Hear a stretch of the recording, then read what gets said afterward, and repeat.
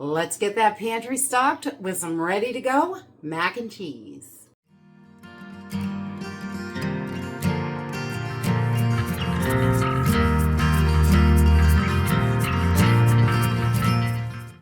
Hey everyone, welcome back to Homestead Corner. I'm Jenny, and today we are restocking mac and cheese for the pantry. My kids love the box stuff at the store, but it's pretty expensive. We've got all these things right at home, and I think it tastes better, and I'm sure it is better for you. So we're just gonna whip them up in pint-sized jars, which is equal to a box of mac and cheese. So we're just gonna use some elbow pasta, a little bit of cheese powder, powdered milk, and some seasonings. Really, that's all you need for this.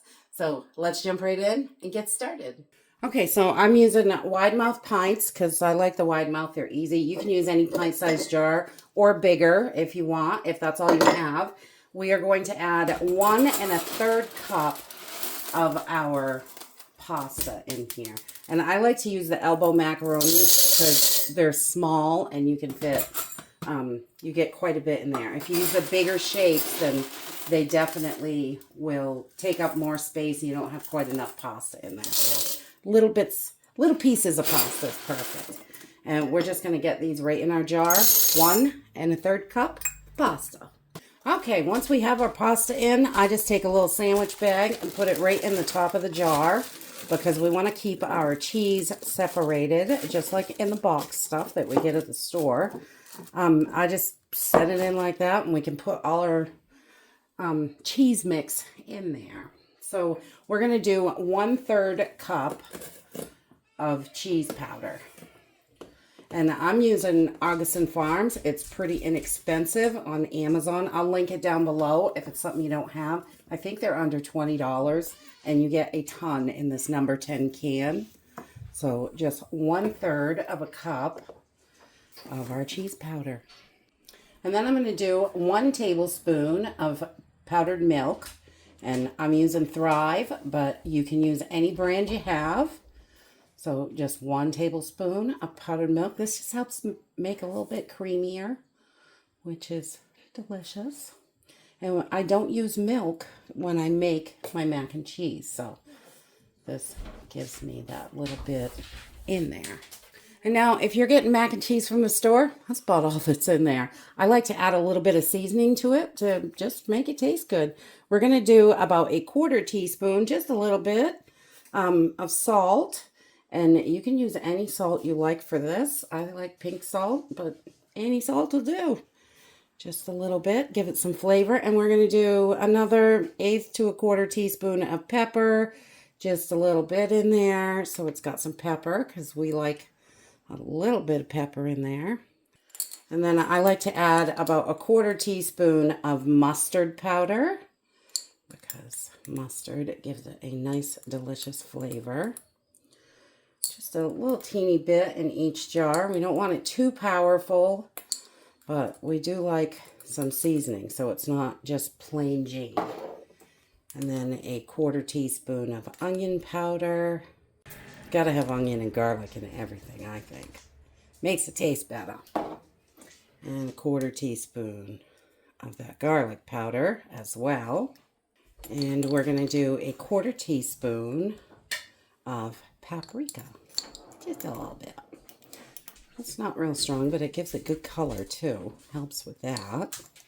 And that is it for our mac and cheese for the pantry. I just take this and kind of squeeze as much air out as I can. You want to go kind of slow because all that seasoning will just blow right out of there, all those powders. And I just seal up my bag, and we're going to stuff them right into our jars. Get that piece down in the bottom so we have plenty of space. We can get that baby closed. So once we have all our bags closed up and in there, we're just going to put our lids and rings on. And these are ready for the pantry. It does not have to be difficult. This is super easy to do. And these are so nice to have. They are ready to go. These are going to last about a year or so on the pantry shelf.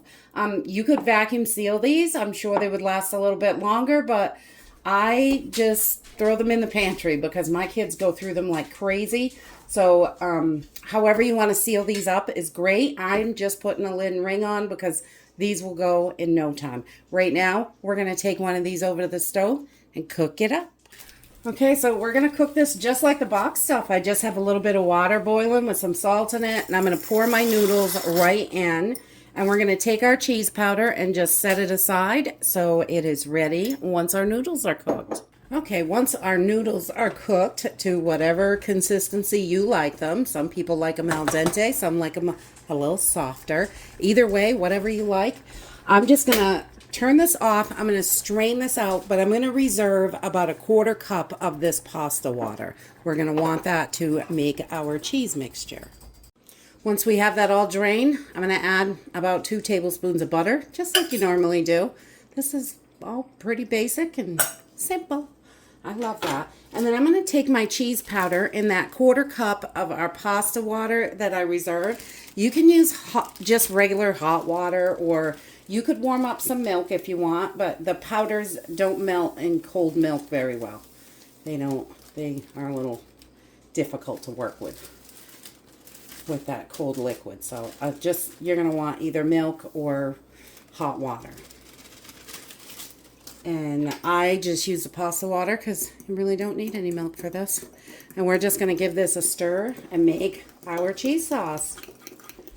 All right, once we have that all mixed up and our butter is melted, we're just going to get it right into our pasta. And that is going to loosen it up a little bit with that butter in there. And you can add a little bit more water. Some people do 1/3 of a cup. I like 1/4 of a cup. I don't like it too runny. But you can adjust that water to get the consistency that you like. So we're just going to start mixing this and get it all in our macaroni. And once you have it all mixed up, it's ready to go. I like the cheese sauce kind of thick if I'm going to eat it. Some people like it a little thinner. You can definitely thin it out with a little more water or milk, whatever you're using. But it's just like the mac and cheese from the store, only better because it's got some seasoning in it, which I really like. The stuff from the store, I am not a huge fan of, but my kids like it, and I like to add a little extra so it tastes good. And you can use this for so many different things. Just like you use your mac and cheese in the box, you've got your own, and it's not as bad for you. There's no weird colorings in it or anything. It is just mac and cheese. So that's it for today. I hope you enjoyed this video, and I hope to see you next time. Bye!